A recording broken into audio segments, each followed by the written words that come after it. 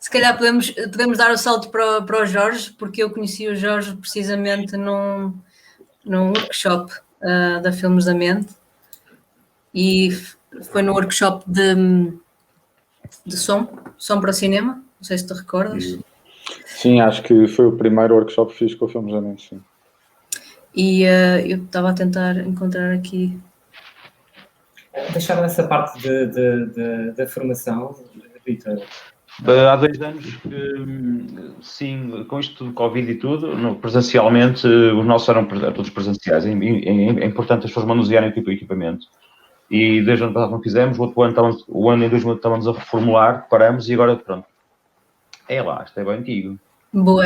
Foi dos primeiros que eu fiz, acho eu, lá no Filmes da Mente. Está ali um amigo meu, o Filipe Pedro. Filipe Pedro, sim, exatamente. Foi lá que eu também conheci. Jorge, estás ali, olha tu ali. As pessoas não me lembram nada disto. Aí é com caraças. O Filipe Pedro... Sim, é jornalista. É o que está azul, da Lusa, não é? Da Lusa ou da RD? É da Antena 1? Da Lusa. Grande cena. Engraçado.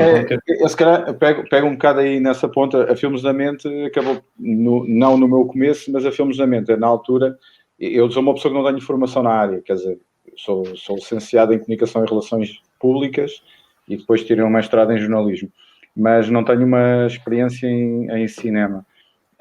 Mas a Filmes da Mente foi, de facto, das primeiras produtoras a dar, assim, grandes workshops e que aquilo... E, Vítor, desde já te agradeço por isso. De facto, é um prazer.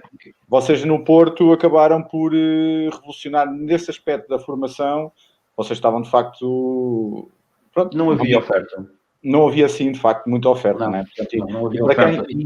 Para quem não tem a escola, de certa maneira, de todos esses pequenos workshops que vocês faziam, era de facto muito interessante, portanto, e foi aí também que nos conhecemos, não é? Sim.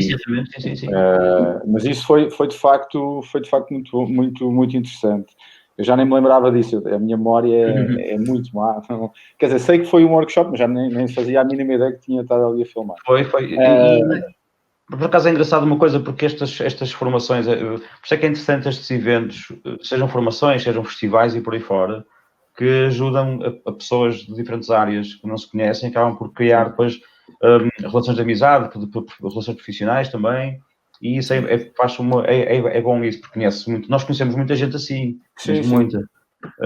Portanto... Sim, nomeadamente para quem começa um trajeto muito sozinho, portanto, ou seja, tu provavelmente como estiveste a estudar e acabaste por, e aliás, e vocês começaram um bocado assim, porque acabaste na faculdade, acabaste por conhecer muita gente e acabaste por trazer essas pessoas contigo, e provavelmente o Carlos também. Sim, foi uma coisa muito completamente diferente, mas foi bom para termos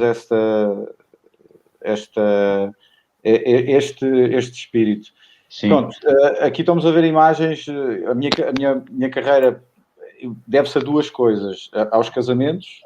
Por acaso, um casamento fez raccord, está em síncrono, e também a televisão. Portanto, isto foi uma série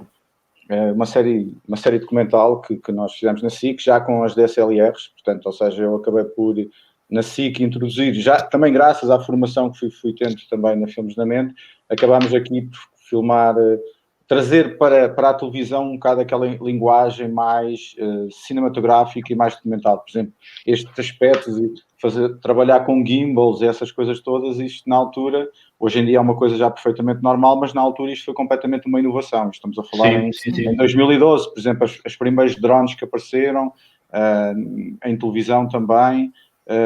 Pronto, ou seja, de certa maneira acabei esta paixão que também tenho não propriamente pela ficção, mas mais pelo cinema documental,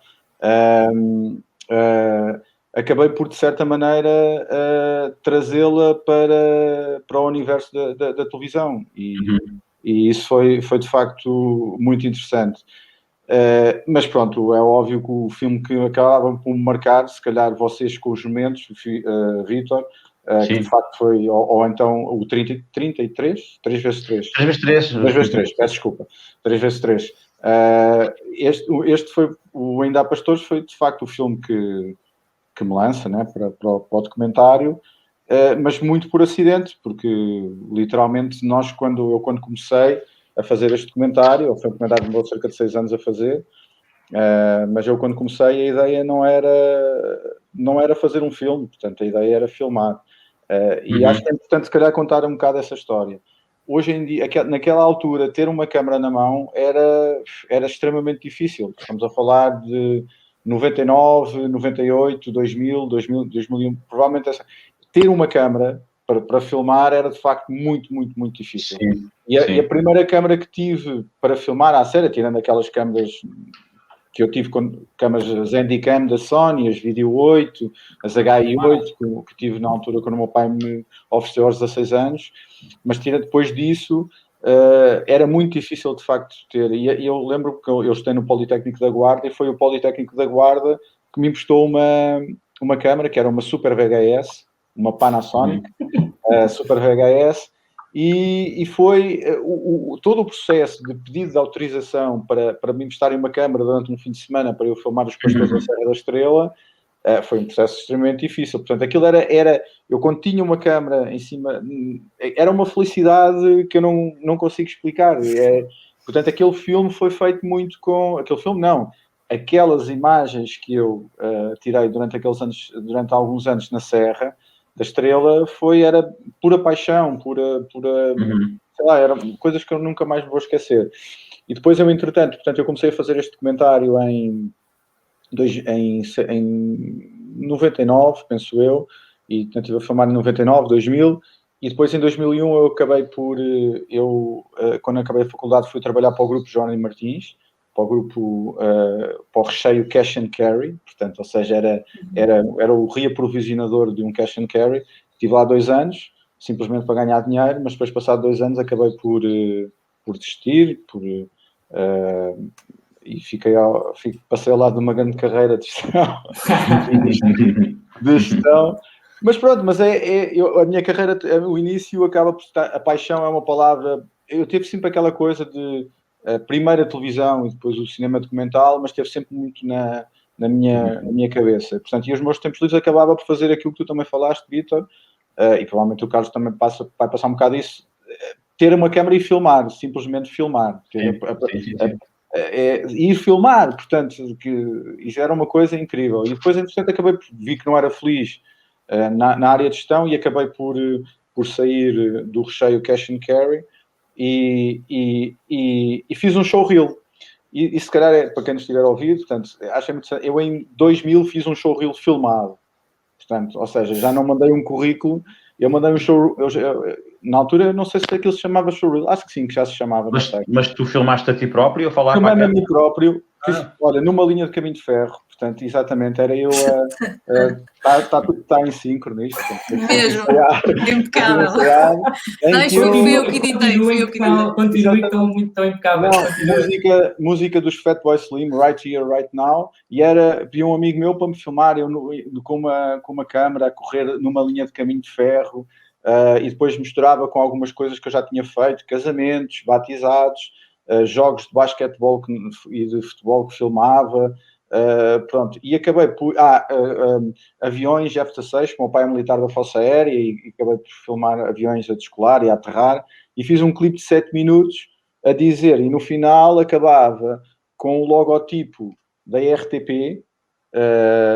Essa era uma versão, a segunda versão era com o logotipo da TVI e a terceira versão com o logotipo da SIC. É aqui que eu quero personalizado. Aquilo era tudo personalizado. E vim com a cassete VHS de 7 minutos entregar isso às televisões, à RTP, SIC e TVI, cada um com o seu logotipo. E acabei por não ter resposta nenhuma e acabei por ir pessoalmente depois às delegações e acabei por entrar em Coimbra, na SIC em Coimbra. E pronto, e aí de facto foi um momento em que eu acabei por finalmente aprender alguma coisa para além daquilo que eu já tinha aprendido a filmar casamentos, mas estava muito limitado ainda, e depois acabei, como aprendi, comecei logo a trabalhar numa produtora em Coimbra, que trabalhava para a SIC, e acabei por evoluir muito rapidamente e acabei por deixar o Ainda há Pastores de lado, porque olhei para as imagens que tinha feito antes de ter entrado para a SIC e disse, estas imagens não valem nada, isto é uma porcaria, e acabei por deixar o projeto de lado. Passado 2 anos, lembrei-me de voltar a olhar para essas imagens no Ainda há Pastores e pensei, bom, eu tenho aqui cerca de 80 horas de filmagem, que filmei durante 2 anos e tal, de certeza que eu tenho lá cerca de 10, 15 minutos que dá para safar. E pronto, e a ideia foi um bocado essa, portanto, ou seja, voltei novamente aos mesmos sítios, aos mesmos locais da Serra da Estrela, onde antigamente não havia luz, passado 4 anos já havia luz, pessoas que já tinham falecido, e acabei por, pronto, fazer esse documentário juntamente com um amigo meu também, esta questão dos amigos, né? E depois também com uma amiga minha, que é a Cátia Vicente, que acabou por ser jornalista, e também outro colega, que é o Paulo César Fajardo, também é repórter hoje da SIC, e acabámos de fazer o Ainda há Pastores, e depois, quando lançámos o Ainda há Pastores, pronto, concorremos ao Cineeca, em Ceia, que era o principal festival de cinema ambiente em Portugal, e acho que ainda é o único. E pronto, e qual foi o nosso espanto que quando o filme foi exibido, toda a gente bateu palmas e nós não sabíamos o que é que estava a acontecer, portanto, porque aquilo literalmente era só uma coisa era tipo, nós não fazíamos ideia do que tínhamos feito, e depois quando o filme começa a ganhar prémios, percebemos que acabámos de fazer um filme, portanto, ou seja, e foi um pouco assim, e acaba por, isto depois essa visibilidade permitiu-me depois de vir para a SIC em Lisboa, e onde depois segui muito o meu trabalho como repórter, mas sempre com aquela vontade de fazer cinema documental. Portanto, ou seja, a paixão esteve sempre lá, portanto, ou seja, é isso que nos move, e aí foi isso que me também moveu durante esse período, e eu era sempre muito curioso, procurava workshops em todo lado, procurava referências, procurava coisas diferentes. Eu sempre, do ponto de vista de criatividade, não digo que sou mais criativo que os outros, mas sempre procurei fazer diferente. Por exemplo, o Ainda há Pastores é o exemplo disso. Portanto, ou seja, normalmente o pastor é aquele velhote que lá está com as cabras e não sei o quê. Pronto, não, eu não queria, desde o início, eu não queria isso. Eu queria sempre um pastor mais novo. Portanto, ou seja, queria uma história diferente de pastores. Portanto, e acabei por, também, do ponto de vista criativo, o início do processo criativo começa sempre com uma recusa àquilo que já existe e procurar fazer sempre coisas diferentes. Mesmo que sejam mais arriscadas, às vezes também acabei por, em alguns projetos, ter algumas consequências menos boas porque achei que poderia arrisquei demasiado e pronto, mas isso sempre fez parte do meu processo, mas acaba por sempre os casamentos. E depois esta questão, que também é importante só mesmo para acabar, esta questão dos casamentos, que é algo que eu costumo sempre falar, porque provavelmente foi dos sítios onde eu acabei por aprender muito. E continuo a aprender. Hoje em dia, toda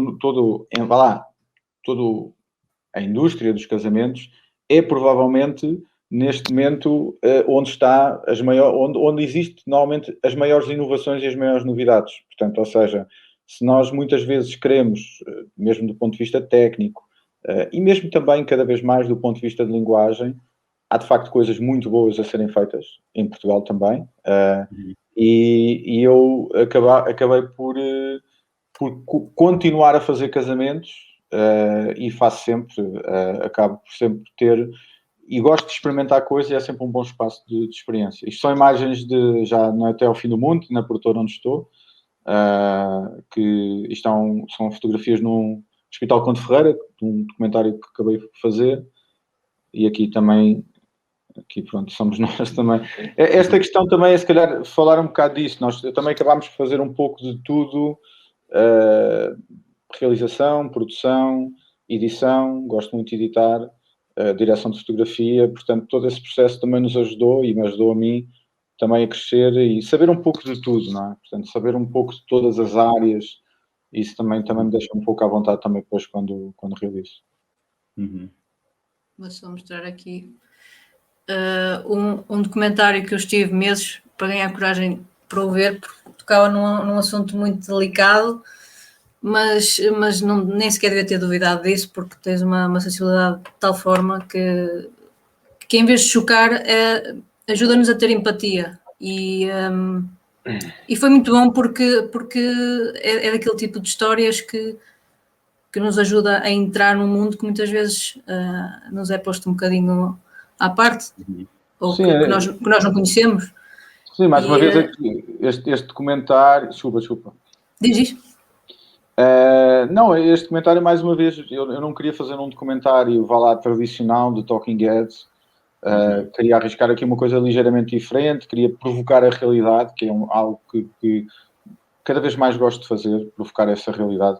Aqui há uma semana eu até vos disse no nosso teste que estivemos a fazer que a realidade, para mim, é cada vez mais uma seca, de certa maneira. Portanto, ou seja, e acho que provocar essa realidade e trazer essa provocação, e se essa provocação trouxer algo mais cinematográfico, mais artístico, é algo que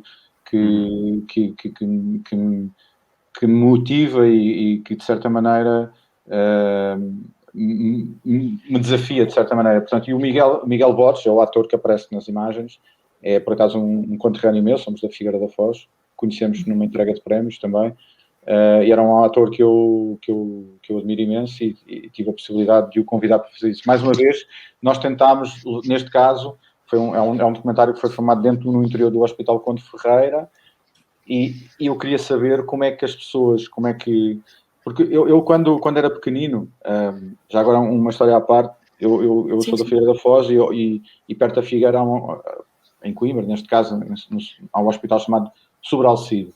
E os meus pais e os mais velhos diziam assim, olha, se não te portas bem, vais para o Hospital dos Malucos. Para mim, o Hospital dos Malucos é o Sobralcide. Aqui em Lisboa é o Júlio de Matos, no Porto é o Conde Ferreira, portanto, ou seja, cada um tem o seu... Cada terra tem, cada região tem o seu hospital. Quando vai se portar mal. Exatamente.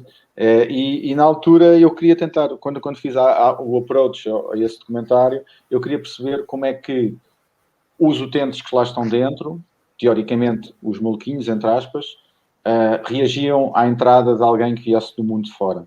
Portanto, e aí daí vem a ideia de colocar lá um ator, Miguel Borges. Nós inicialmente até não queríamos dizer aos utentes que ele era um ator, portanto, mas depois não fomos autorizados pela direção clínica a mentir, de certa maneira. Mas pronto, mas é mais uma vez,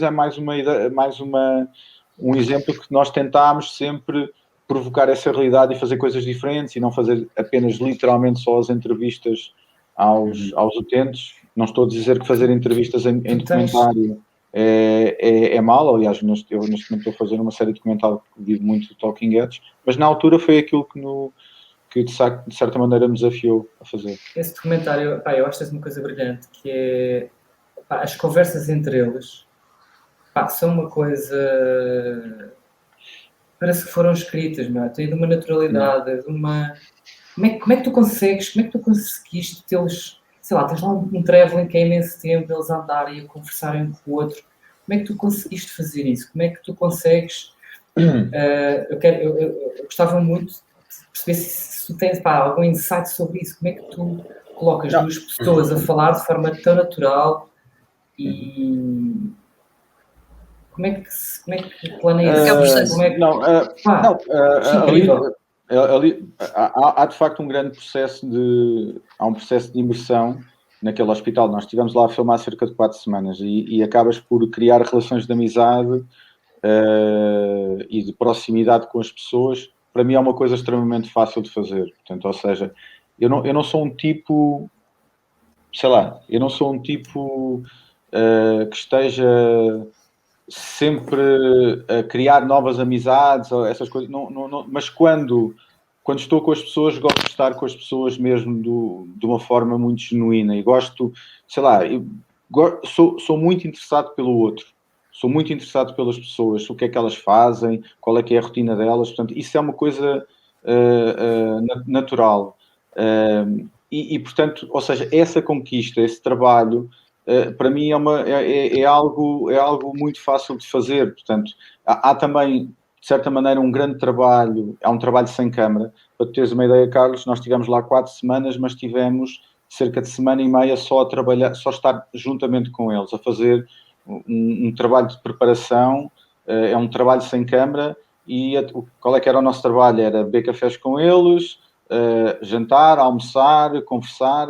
ganhar essa confiança, o gain trust, que é muito importante no documentário. Portanto, é todo esse processo. Só depois disso é que a câmara entra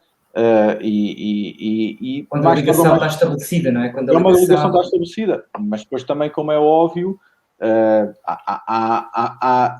há muito trabalho, há muita filmagem que nós fizemos até chegar àquele ponto, estás a perceber? Ou seja, há muito footage que foi literalmente para o lixo, mas o importante é a determinado momento nós acabamos por conseguir ter essas conversas. Depois há algumas técnicas que se usam, por exemplo, de certa maneira, se eu quero que, neste caso, nessa conversa que estás a falar, para contextualizar, é uma conversa em que nós seguimos com uma gimbal, neste caso com uma Steadicam, e acompanhamos 2 utentes a falar numa conversa natural. Normalmente eu não faço perguntas. Quando estou a conversar, quando estou a andar junto a eles, eu normalmente não faço perguntas. Eu vou conversando com eles. Por exemplo, se eu quero que eles falem, se eu quiser que os utentes que estão à minha frente, os personagens, falem sobre a família deles, eu vou primeiro falar sobre a minha família. Eu começo a falar sobre os meus problemas. E naturalmente, passado pouco tempo, eles já estão a falar dos problemas deles. Portanto, ou seja, é muito na base de uma conversa, mas é de conversas muito pessoais mesmo sobre mim. Aliás, estou a falar disto aqui. E depois, por outro lado, esta conversa foi conseguida ao terceiro dia de rodagem, à terceira tentativa. Ou seja, nós tentámos, toda esta rotina, eles fazem esta rotina todos os dias, de segunda a sexta-feira. Depois do almoço, eles bebem o seu cafezinho e vão dar uma volta ao longo de todo o Hospital de Conde Ferreira. E eu já sabendo as rotinas deles, nós fizemos à segunda, fizemos à terça e fizemos à quarta, ou à segunda, quarta e sexta, já não me lembro. E repetimos isso, os mesmos movimentos, a mesma conversa ao longo desses 3 dias. Esta caminhada dura mais ou menos 45 minutos. Portanto, nós tivemos um footage de, quase 3 horas para aproveitar depois cerca de 4 ou 5 minutos de conversa. Portanto, é o exemplo daquilo que eu estava a dizer. Portanto, ou seja, há um conhecimento, depois eles mais tarde ou mais cedo, eles já não olham para a câmara. Sofre-se muito nesta área. O Vítor já ficou sem o ombro. O teu homem do Steady deve ter ficado também sem por certeza. Sim, eu nem sei com que câmara filmei, já não... C300 no final. O C300, exatamente, C300, sim.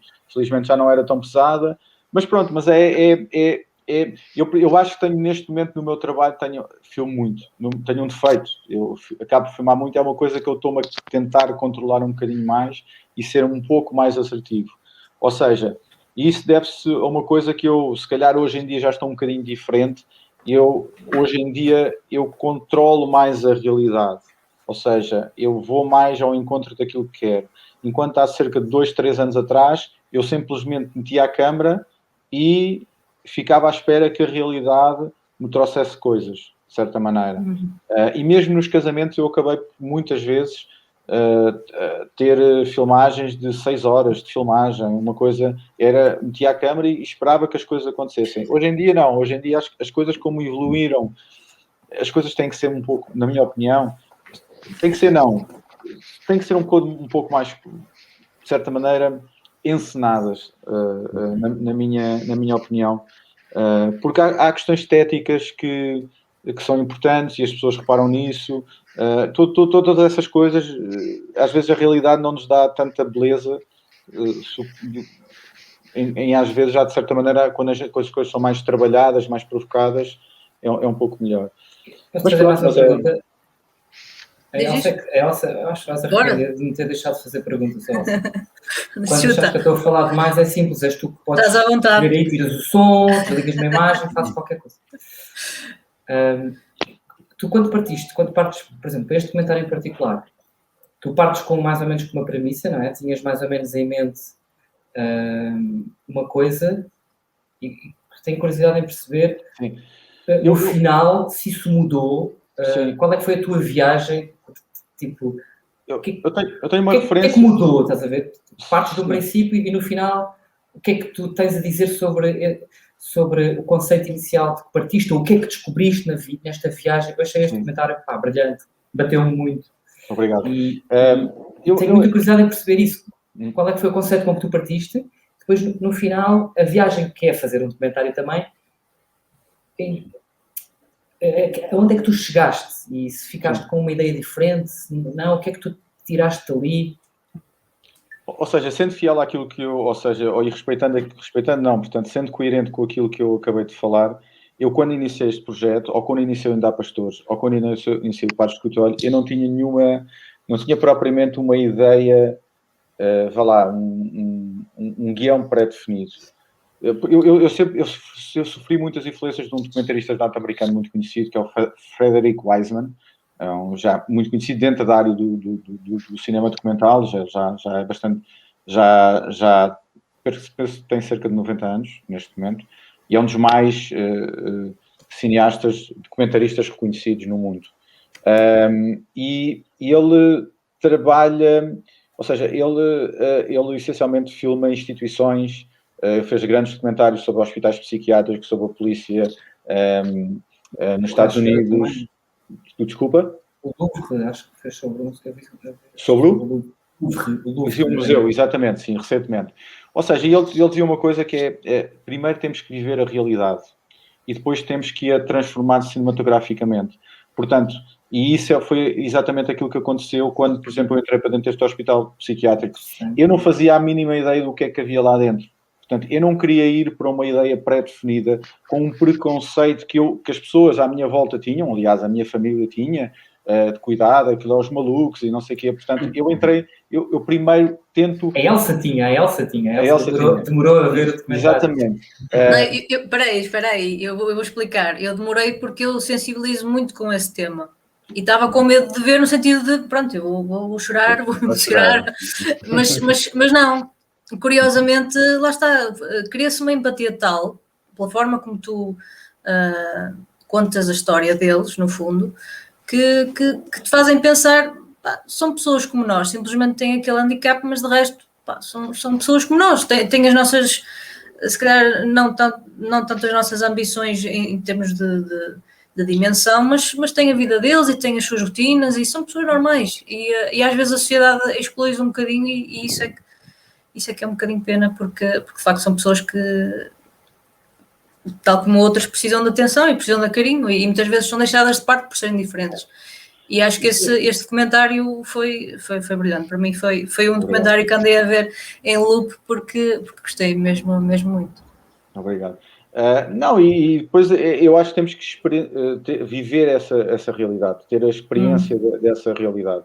E, portanto, falando e respondendo diretamente à tua pergunta, portanto, a primeira fase do processo passa um pouco por aí. Olhar aquela realidade, sentir aquela realidade, perceber quais são os personagens que te podem servir para conduzir a história.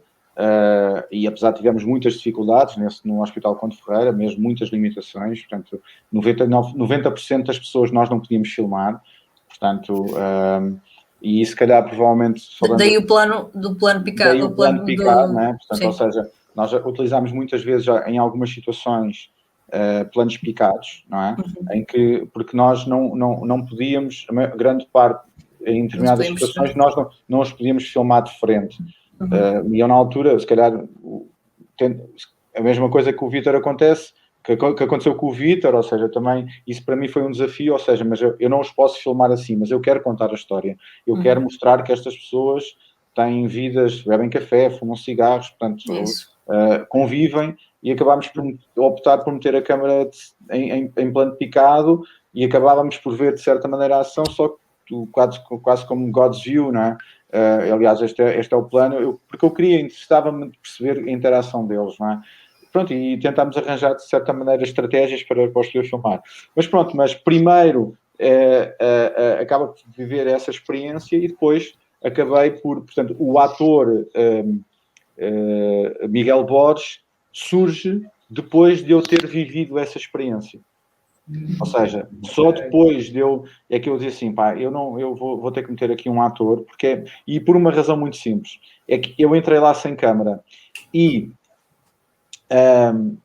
quando quando passado semana e meia eu comecei a pôr a câmara, eu sentia que a reação deles não era a mesma para a câmara do que era para comigo. Portanto, ou seja, era uma reação completamente diferente. Portanto, eles com a câmara sentiam-se mais constrangidos.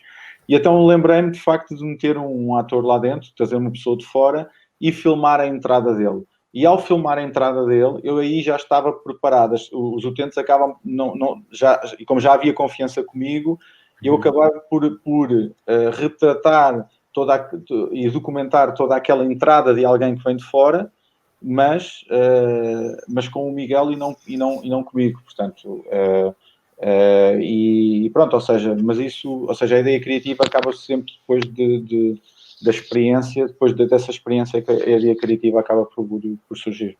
Bem, isso fez toda a diferença, pois, o Miguel. Colocou-nos lá no... Sim. E depois também há uma coisa, Carlos, que é importante, as equipas serem reduzidas. Portanto, ou seja, o facto de isto também é muito importante para teres essa intimidade.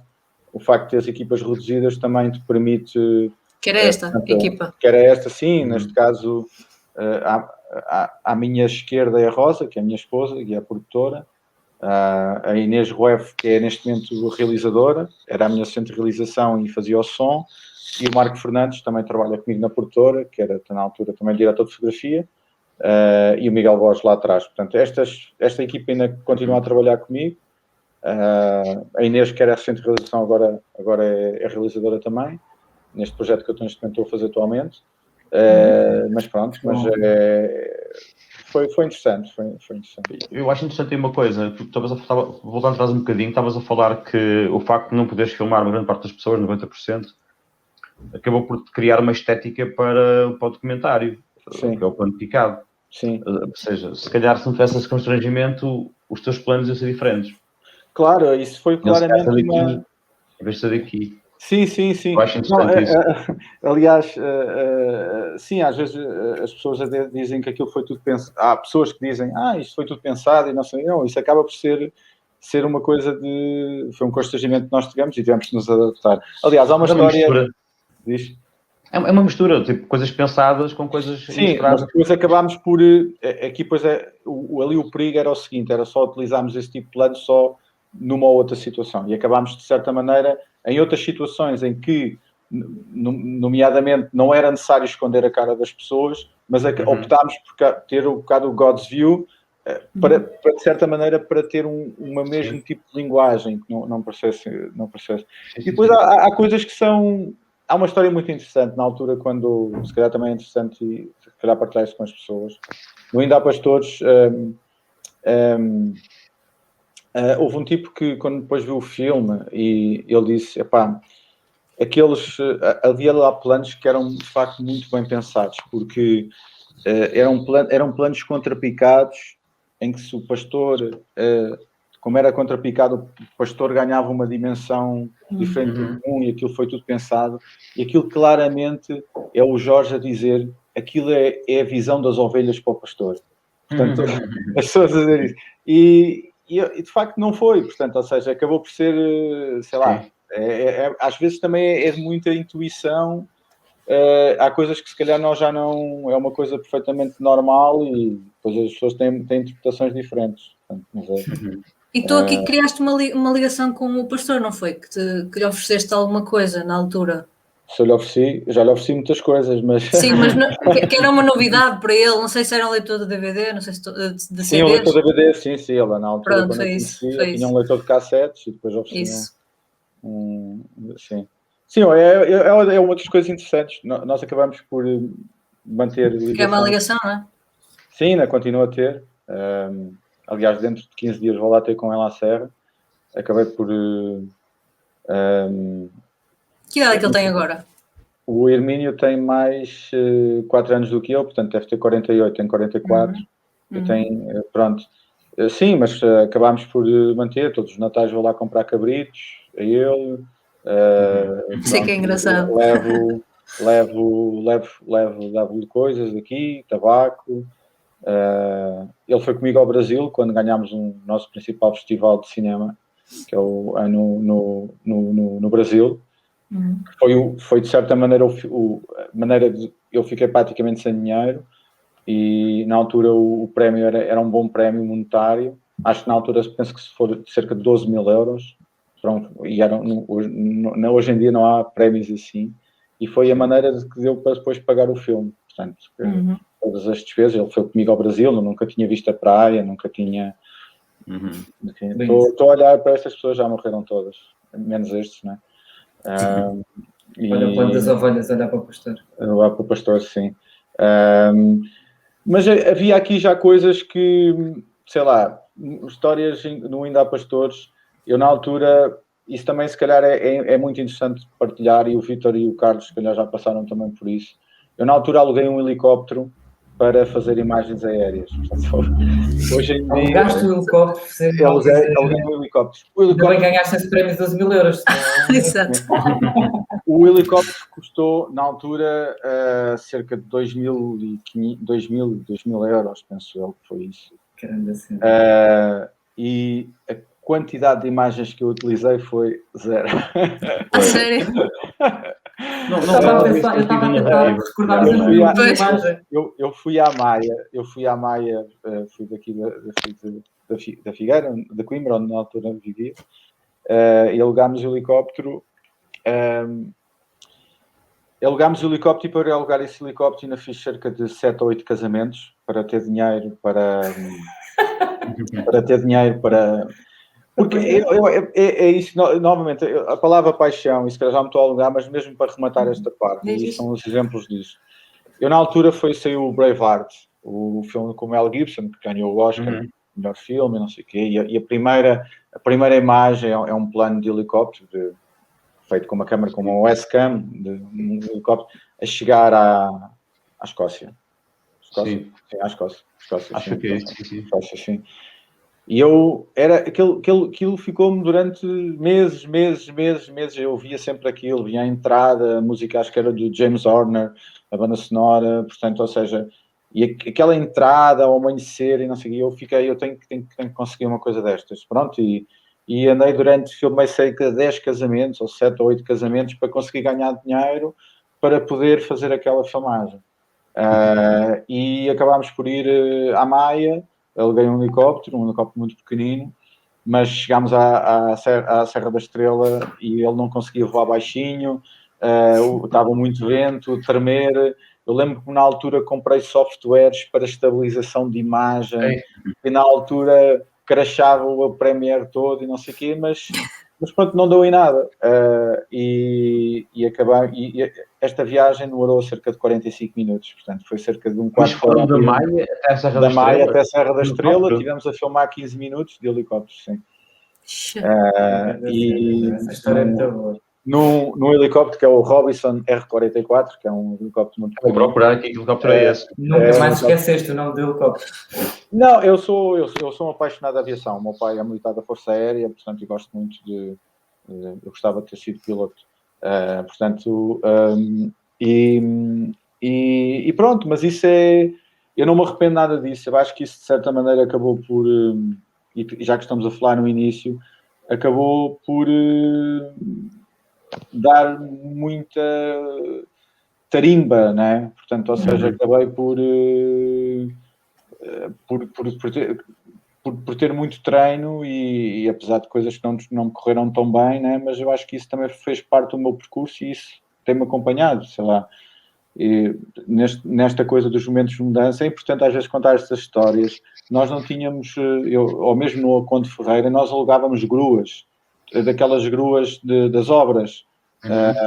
Por acaso não devia ter essas fotografias, aquelas subi lá aos Candeeiros, e ele veio para dentro do Hospital Conde Ferreira. Eu levei uma grua com aqueles cestozinhos e lá ia eu a subir e a descer, ou por exemplo na SIC eu queria fazer planos de grua, eu telefonava para os corpos de bombeiros, são uma média em festa, e olha, sou da SIC, queria tirar um plano a descer, uma espécie de movimento de grua a descer, e pronto, fez essas coisas todas, portanto, ou seja, hoje em dia as coisas são totalmente diferentes, mas pronto, mas a vontade de fazer Eu não acho que digo vocês diferente. têm uma coisa interessante que é, o que estás a tentar dizer, eu acho que é muito interessante, que é só se aprende fazendo, não é? Sim, Pá, só se Claro. aprende, o que tu aprendes fazendo, pá, é brutal, e os cursos do Vítor são isso, são hands-on, Muito práticos, são pá, não está a pôr as mãos na massa e só se aprende fazendo.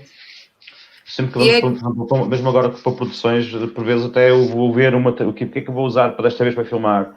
Porque por vezes quero por exemplo, quero filmar uma coisa, mas escolho um kit de lentes ou o que for para fazer aquilo de maneira diferente.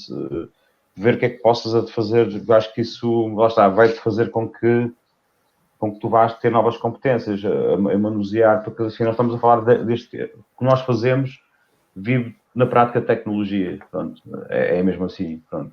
E a tecnologia que nós vamos usar também ajuda a uma visão, no caso, tu tens uma tecnologia à disposição, agora podias usar uma grua, mas usaste uma grua para fazer um plano, pronto. E há quem construa dispositivos para conseguir ter aquela visão daquele ângulo, aquele plano e por aí fora. É interessante.